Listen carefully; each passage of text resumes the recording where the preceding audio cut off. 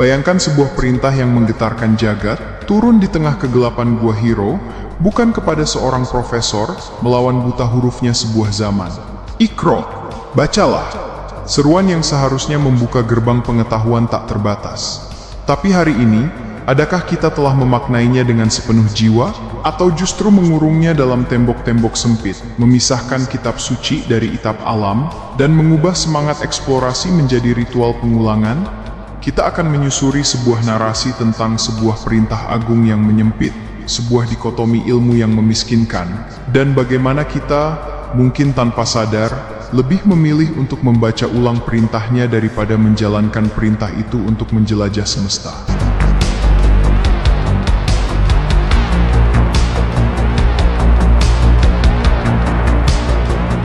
Bayangkan kegelapan itu, bukan kegelapan yang hampa, melainkan kegelapan yang pekat, terisi oleh desir angin yang menyusuri celah-celah batu Gua Hiro. Dalam kesunyian yang teramplifikasi itu, duduk seorang lelaki yang jiwanya gelisah oleh realitas kaumnya. Ia bukan negarawan, bukan ilmuwan, bukan pula pendeta. Ia adalah Muhammad, seorang yang mencari jawaban yang tak terucapkan oleh bahasa manusia. Ruang geraknya hanyalah gua, laboratorium jiwanya yang pertama. Lalu datanglah momentum yang membela sejarah. Kehadiran malaikat Jibril bukanlah pemandangan yang menenteramkan, melainkan sebuah perjumpaan yang mencekam. Ia bukan datang dengan senyum, melainkan dengan sebuah perintah yang mengguncang fondasi kesadaran, sebuah kata kerja imperatif yang menjadi kunci bagi segala ilmu pengetahuan. Iqra, bacalah. Dan disinilah, di tepian jurang pemahaman, kita sering tersandung oleh sebuah kalimat respons dari Nabi. Sebuah kalimat yang justru menjadi batu uji bagi kedangkalan nalar kita sendiri. Dengan segala kejujuran yang bersumber dari sebuah realitas masyarakat yang ummi, Nabi menjawab, "Ma'ana abikori." Inilah titik di mana nalar kolektif umat terperangkap dalam sebuah debat yang steril dan tak produktif. Selama berabad-abad, energi intelektual kita dikerahkan untuk memperdebatkan partikel ma dalam kalimat itu. Apakah ia istifham, kata tanya, yang berarti apa yang harus aku baca? Ataukah ia nafi, peniadaan, yang berarti aku bukanlah seorang yang bisa membaca?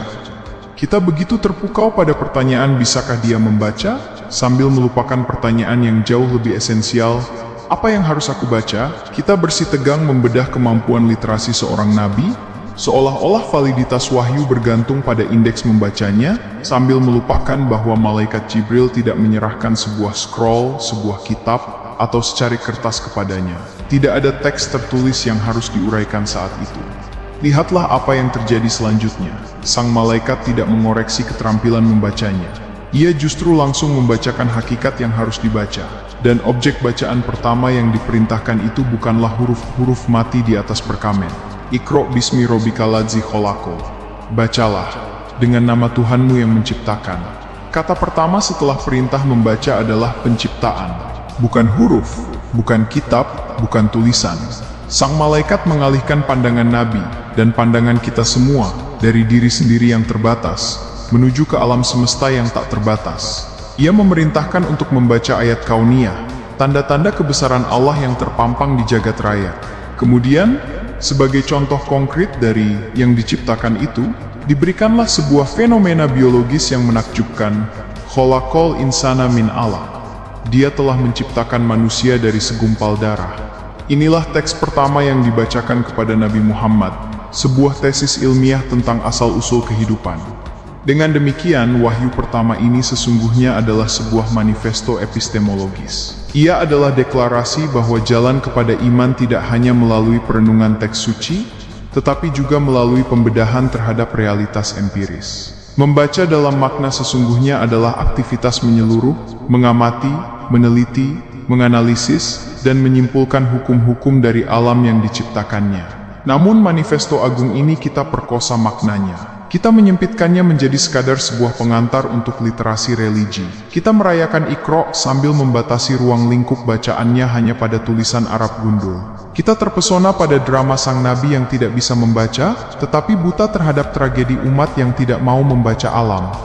Dari puncak Gua Hiro yang membisikkan revolusi, kita turun ke lembah sejarah yang lebih nyaman dan lebih mudah dicerna. Di sanalah penyempitan yang tragis itu mulai terjadi. Iqra yang dahulu adalah sebuah teropong untuk mengamati jagat raya, pelan-pelan berubah menjadi sebuah kaca pembesar yang hanya difokuskan pada lembaran perkamen dan naskah. Semangat untuk membongkar rahasia yang menciptakan dan segumpal darah itu pun menguap, digantikan oleh semangat untuk melafalkan huruf-huruf dengan tartil dan menghitung hukum tajwid. Kita beralih dari mengobservasi ciptaan menjadi mengutak-atik teks. Padahal Al-Quran sendiri, di tempat lain, justru melantunkan pujian bagi para pemikir yang menggunakan akalnya. Lihatlah bagaimana kitab suci ini mengajak kita untuk memandangi unta, bukan sekadar menyebut namanya dalam doa. Maka apakah mereka tidak memandang unta, bagaimana ia diciptakan? Ini adalah undangan untuk menjadi zoolog, untuk membedah anatomi makhluk yang luar biasa itu, untuk memahami mekanisme tubuhnya yang menjadikannya hidup di gurun yang tandus. Itu adalah panggilan untuk menjadi ahli biologi. Lalu, perintah untuk memandang langit, dan langit, bagaimana ia ditinggikan? Itu adalah fondasi bagi astronomi dan fisika kuantum. Dan gunung-gunung, bagaimana ia ditegakkan? Itu adalah undangan untuk mempelajari geologi dan tektonik lempeng. Dan bumi, bagaimana ia dihamparkan? Itu adalah dasar dari geografi dan ekologi. Setiap pertanyaan itu adalah silabus dari sebuah universitas ilahiyah yang menawarkan infinite course. Tetapi kita, sebagai umat, lebih memilih untuk hanya membaca buku panduan kuliahnya berulang-ulang, tanpa pernah masuk ke laboratorium atau turun ke lapangan. Kita seperti seorang prajurit yang menerima selembar perintah berisi strategi besar untuk menaklukkan medan perang yang luas, tetapi alih-alih melaksanakan perintah itu, kita justru duduk terpukau di tenda, membacanya berulang-ulang, menghafalnya, bahkan menulisnya dengan kaligrafi yang indah, dan tidak ketinggalan menghitung pahala di setiap huruf yang kita baca, sambil melupakan bahwa pertempuran sesungguhnya ada di luar. Suara beduk dan adzan mengingatkan kita untuk khatamkan Al-Quran, sebuah ritual yang sakral, tetapi jarang sekali membangunkan kita untuk khatam dalam memahami bahasa daun yang berguguran, rumus matematika di balik orbit planet, atau kisah evolusi di dalam setiap lapisan batuan. Kita menjadi ahli waris yang sibuk mengoleksi dan mengagumi sampul kitab warisan, tetapi lalai membuka dan menerapkan isinya untuk mengelola kekayaan alam yang diwariskan tersebut. Tradisi kita berputar-putar dalam siklus pengulangan bacaan, seolah-olah nilai spiritual hanya terkumpul di dalam repetisi fonetik, bukan pada kedalaman pemahaman dan luasnya eksplorasi terhadap ciptaan sang pemberi bacaan. Kita terjebak dalam meta kehidupan beragama, lebih tertarik membicarakan dan membaca tentang perintahnya, daripada menjalankan semangat perintah itu untuk terjun ke dalam dunia dan mengukir kemanfaatan. Dan dari penyempitan makna membaca ini, lahirlah sebuah dikotomi palsu yang paling merusak dalam peradaban kita. Sekat reka-reka antara ilmu dunia dan ilmu akhirat, sekat ini bagaikan tembok tinggi yang memisahkan dua negeri yang seharusnya satu kesatuan. Di satu sisi, berdiri megah ilmu akhirat, ilmu yang konon membawa keselamatan di kehidupan nanti. Ia dimuliakan, dikaji di ruang-ruang yang disucikan, dan para penuntutnya dielu-elukan sebagai pejuang iman.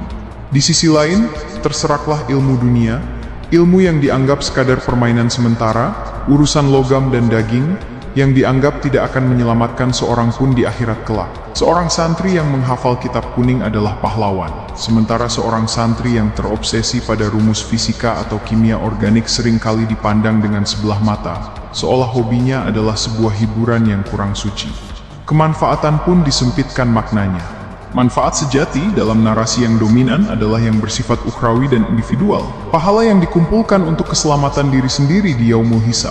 Lalu di manakah letak kemuliaan seorang insinyur yang menghabiskan waktunya di lokasi proyek, memastikan jembatan yang dibangunnya kuat sehingga menyelamatkan ribuan nyawa dari bencana untuk puluhan tahun? Itu tidak masuk dalam kalkulasi pahala yang mudah dihitung. Di mana posisi seorang dokter yang berjaga-jaga di laboratorium, membedah sunnatullah pada tingkat sel untuk menemukan obat bagi penyakit yang menggerogoti umat manusia. Itu dianggap kerja dunia yang nilainya kalah dengan berdebat tentang hukum fikih seputar air mustakmal. Kemanfaatan yang diajarkan Al-Quran adalah rahmatan lil alamin, kasih sayang bagi seluruh alam. Sebuah konsep yang luas dan inklusif, yang merayakan setiap upaya untuk meringankan beban kehidupan, baik bagi manusia, hewan, maupun alam semesta itu sendiri. Seorang petani yang memahami ilmu tanah dan irigasi, sehingga hasil panennya menghidupi sebuah desa, adalah pelaku ibadah yang nyata. Seorang programmer yang menciptakan algoritma untuk memudahkan distribusi bantuan sosial, adalah seorang mujahid di zamannya. Mereka semua sedang membaca dan menerapkan sunnatullah. Mereka sedang menjawab perintah Iqra dalam bentuknya yang paling konkret. Tetapi kita terbelenggu oleh kutukan kemanfaatan sempit. Kita mengagungkan ritual dan mencurigai rasio. Kita memuliakan bentuk tetapi sering mengabaikan esensi.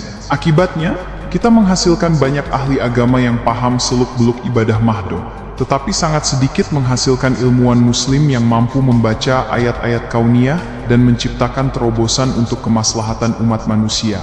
Kita sibuk menyelamatkan diri sendiri di akhirat sambil membiarkan dunia, yang adalah ladang amal kita, dikuasai dan dikendalikan oleh pemikiran dan teknologi dari peradaban yang justru tidak mengenal Sang Pencipta. Inilah ironi terbesar. Kita pemegang manual book terbaik, tetapi bukan kita yang menjadi pilot peradaban. Maka di ujung narasi yang pilu ini, tersisa sebuah panggilan untuk membebaskan Iqra dari penjara semantik yang kita bangun sendiri. Pembebasan ini bukanlah penolakan, melainkan pelurusan.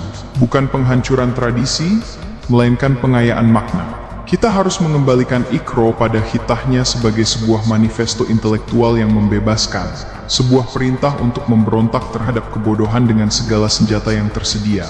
Baik wahyu yang turun dari langit, maupun data yang mengalir dari sungai, rumus yang tersembunyi di dalam sel, dan hukum yang menggerakkan bintang-bintang.